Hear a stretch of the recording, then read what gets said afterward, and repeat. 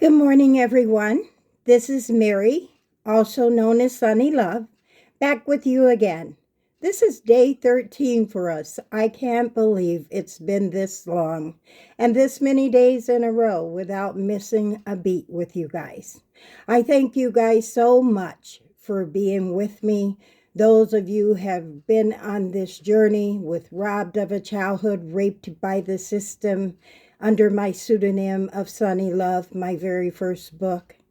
I have been through so many things in the journey of writing the book that at first I wasn't even going to share it with the world. I held on to it for 9 years before ever releasing it, which is why I chose the topic today of you don't need permission to heal. When I started doing healing work, a lot of folks had something to say. Why are you sharing this? Who do you think you are? And I said, you know what? Healing is personal. This is my life. It's not their life.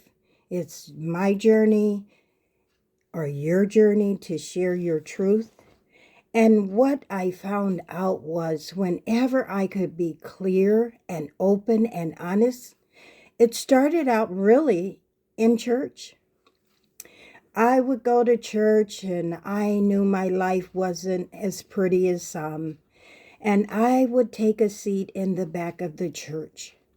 And I would listen to the words that the pastors shared or whoever was sharing, the evangelist, the deaconess, the elders, no matter who it was that was sharing some things about their lives. And it always seemed so clean and pure. And I thought to myself, but I've not been that good. And I have to share my testimony. And when I started sharing my testimony, at one point, a pastor said to me, honey, you don't have to be that open, that honest. Just share it with Jesus. And I knew what it was like being scared or hiding things within the core of my being and not telling what was really happening to me. I carried that kind of burden and that kind of shame. And sometimes things start happening in our lives when we don't even have the words to describe what is going on because you're too young to even know how to put it into words.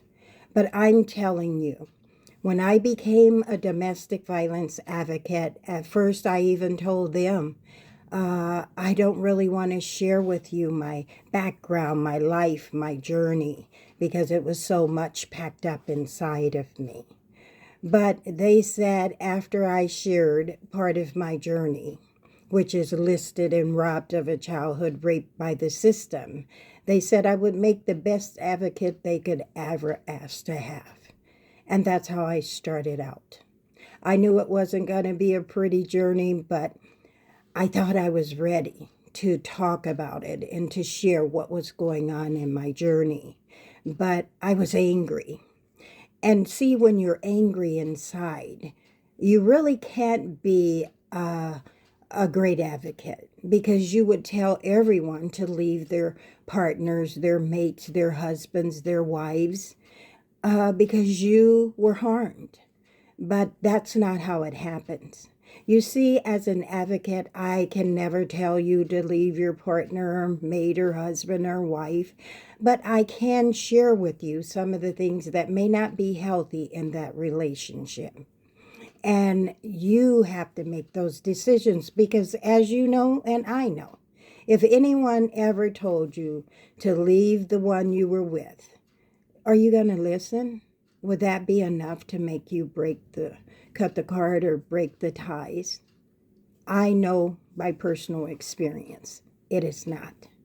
You see, sometimes when you're in unhealthy relationships, we don't call them unhealthy because we're surviving them.